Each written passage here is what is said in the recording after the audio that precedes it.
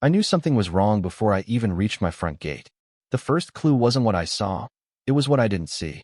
For almost 30 years, every time I came home from a trip, I'd watch a cloud of pale dust rise behind my truck as I rolled down the old gravel road that cut through my ranch. It was familiar, comforting, part of the rhythm of life out there. But that afternoon, after 3 days away at a livestock exhibition in Amarillo, there was no dust at all. Just a long black ribbon stretching across my property like it had always belonged there. I actually slowed down and checked my GPS because for a second I thought I'd somehow turned into the wrong driveway. But I hadn't. I was exactly where I'd always been, and my road was gone. In its place sat a freshly paved boulevard, smooth black asphalt still shining under the Texas sun, complete with decorative curbs, expensive landscaping, and vintage-style street lamps standing every 100 feet like somebody had dropped a suburban neighborhood right into the middle of cattle country. I sat there in my truck for nearly a minute staring through the windshield, trying to make sense of what I was looking at. Then I noticed a piece of paper flapping against my gate. That was when my confusion turned into something else. My name is Wade Mercer. I'm 62 years old, and my family has owned that ranch since before I was born. My father ran cattle there, his father before him, and if life goes the way I hope, my daughter will someday inherit the same land. 53 acres isn't huge by Texas standards, but it's enough to make a living and enough to keep me busy from sunrise to dark. Most days my world consists of fences, tractors, feed schedules, stubborn cattle, and trying to keep equipment running long after it should have retired. The neighborhood bordering the eastern side of my property couldn't be more different. 12 years ago, a developer turned an old hay field into a planned community called Cedar Ridge Estates. It was the kind of place with matching mailboxes, identical lawns, HOA newsletters, and rules for things nobody out in the country would ever think about. They regulated fence colors, approved flower beds, and apparently held emergency meetings if someone's trash can stayed visible too long. We mostly stayed out of each other's business, and for years things worked just fine. In fact, I'd done them a favor. Running through my property was an old gravel ranch road connecting the neighborhood directly to the highway. Using that road saved residents about 5 minutes each way. 5 minutes doesn't sound like much until you're commuting every day. Years earlier, shortly after the neighborhood opened, their HOA president at the time, a woman named Carol Bennett, came knocking on my door. She brought homemade cookies and a smile that could have sold insurance to a grizzly bear. She explained that residents were hoping to use my road as a shortcut. I asked if they planned on causing problems. She promised they wouldn't. I asked if they understood it was private property. She said absolutely. We shook hands right there on my porch. No contracts. No money. No paperwork. Just neighbors helping neighbors. Looking back, maybe that was my first mistake. I climbed out of my truck and pulled the letter from the gate. It wasn't addressed to me. There wasn't even a greeting. Just a printed notice under the HOA logo. According to the letter, the roadway improvement project had been completed successfully and would provide long-term benefits for community residents. Community residents. I read that phrase 3 times. Then a fourth. They weren't talking about my community. They were talking about theirs. There wasn't a single sentence asking permission. There wasn't a single apology. It read like they genuinely believed they owned the road. By the time I finished reading, I could feel my jaw tightening. I drove the entire length of the pavement, stopping every few hundred yards. The deeper I looked, the worse it got. They hadn't simply paved over the gravel. They'd removed drainage sections, altered shoulders, installed electrical lines for lighting, and planted decorative trees along the edges. Somebody had spent serious money doing this. Tens of thousands of dollars, maybe more. The thing that bothered me most wasn't the pavement itself. Honestly, the road looked nice. Better than nice. It looked expensive. What bothered me was the assumption behind it. Nobody called. Nobody asked. Nobody knocked on my door. They just decided what should happen to my property and did it while I was out of town. That evening I sat on my porch with a cup of coffee watching the sunset spill across the pasture. Usually those moments brought peace. That night they brought questions. Why rush the project while I was gone? Why leave a letter instead of speaking to me directly? Why spend that kind of money on land they didn't own? The more I thought about it, the more I realized this wasn't an accident or misunderstanding. Somebody had made a deliberate choice.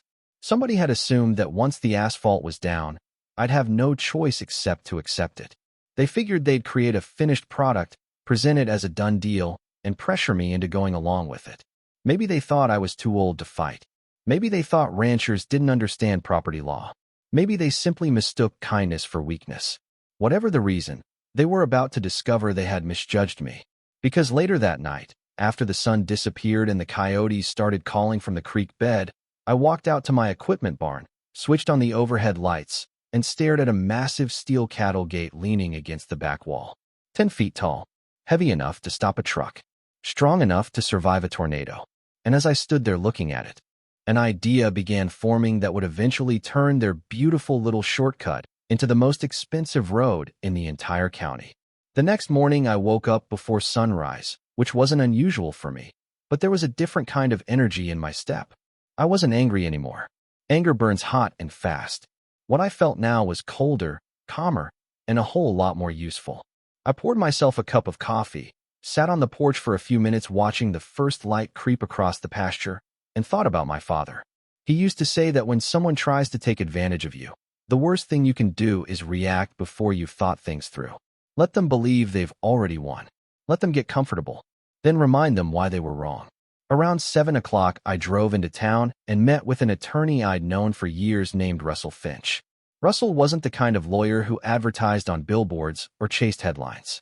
He spent most of his career handling land disputes, easements, property rights, and ranch contracts. If there was anyone who understood what had happened, it was him. I laid the letter on his desk, showed him photos of the pavement, and handed over copies of my survey records. He studied everything quietly before leaning back in his chair. "Wade," he said, "unless there's paperwork you haven't shown me, they just spent a fortune improving property they don't own." I asked him the question I already knew the answer to. "That road's still mine." He laughed. "The asphalt doesn't magically transfer ownership." That was all I needed to hear. By noon, I had copies of every survey, deed, and county record I could possibly need. Then I drove back to the ranch and got to work. The cattle gate took most of the afternoon. It wasn't some decorative little farm gate. This thing was built to contain livestock weighing over 1,000 pounds and stubborn enough to test every fence they encountered. Using my tractor, I dragged it into position across the entrance where the paved roadway crossed onto my property. I anchored steel posts deep into the ground, reinforced the supports, installed industrial hinges, and secured everything with a lock big enough to belong on a prison door. By sunset, it was finished. The shiny new boulevard still stretched beautifully across the property, except now it ended at a wall of steel. I slept better that night than I had in days. The fun started around 6 the next morning. I was halfway through breakfast when my phone rang. The caller ID showed a number from Cedar Ridge Estates. I ignored it. 30 seconds later, it rang again. Then again. Then again. By the time I finally answered, whoever was on the other end sounded like they were trying not to scream. It was the HOA office manager. "Mr. Mercer, residents are reporting that the access road is blocked." "That's because it is." Silence. Then, "Well, can you open it?" "No." Another silence, longer this time. "Residents need access." "No, they don't. They have another entrance. That route adds nearly 20 minutes. Sounds inconvenient." She hung up before I finished my coffee. An hour later, the HOA attorney called. Unlike the office manager, he tried sounding professional. "Mr. Mercer, we believe your actions may interfere with established community access." "Interesting," I said. "I believe paving over my private property without permission may interfere with established property law." That conversation didn't last long either. Around lunchtime, I drove into town for supplies and decided to pass by the neighborhood's official entrance. Traffic was backed up nearly half a mile. Cars crawled forward bumper to bumper. People looked frustrated. Some looked furious. A few residents recognized my truck. One man actually rolled down his window and yelled, "Open the road." I simply waved and kept driving. What struck me wasn't the anger. It was the confusion. Most of these people genuinely had no idea what their HOA board had done. They thought I had suddenly become unreasonable overnight. They hadn't been told the whole story. By the second day, I started hearing rumors. Apparently, the HOA board had assured residents that the road improvements were fully authorized. Some homeowners had even praised the project during community meetings. They'd been shown design plans, landscaping concepts, and projected benefits. What they hadn't been shown was a signed permission agreement from the actual owner, because one didn't exist. Late that afternoon, the person I'd been expecting finally arrived. A white luxury SUV rolled through my ranch gate and stopped beside the barn. Out stepped Carol Bennett. Time had added a few wrinkles around her eyes, but the confidence was still there. She walked toward me wearing a tailored blazer that probably cost more than my tractor payment. "Wade," she said, forcing a smile. "We need to talk." "Looks like we are." She glanced toward the steel gate in the distance. "You're causing problems for hundreds of families." Funny. That's exactly what I was going to say. The smile disappeared. The road improvements increased safety, property values, and traffic flow. On my property. For the benefit of everyone. Without asking. Her jaw tightened. The board believed approval already existed. I pulled a folder from the workbench and handed her copies of the surveys. "Show me where." She didn't even look down. Instead, she crossed her arms and shifted tactics. "Removing access could expose you to legal consequences." I actually laughed. Not because it was funny, but because the threat was so ridiculous. "Carol, I've got county records, survey maps, witness statements, and 30 years of documented ownership. What exactly are you planning to sue me for?" "Owning my own land."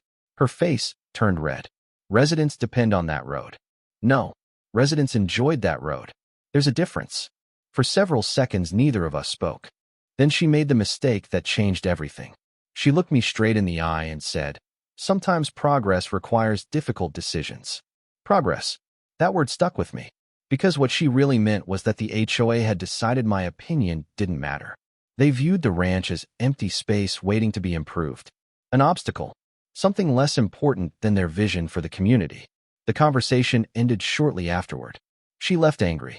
I stayed calm. But before driving away, she delivered one final warning through her rolled-down window. "This isn't over." "You're right," I said. "It's just getting started." The moment she disappeared down the driveway, I called Russell. Then I called the county sheriff's office. Then I called a local journalist named Aaron Wallace. Aaron had spent years covering stories involving government overreach, land rights, and community disputes. By evening, she was reviewing drone footage I'd recorded of the construction.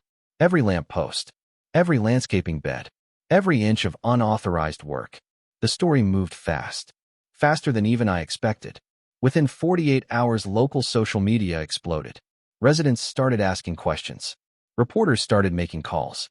The county began reviewing permits. Homeowners who had originally celebrated the project suddenly wanted answers. The board responded with carefully worded statements about misunderstandings and procedural confusion, but those explanations only made people angrier. Then came the first community meeting after the story broke. I wasn't there, but several residents later described it the same way. Chaos. People demanded explanations. They wanted to know who approved the spending, who authorized construction, who verified ownership.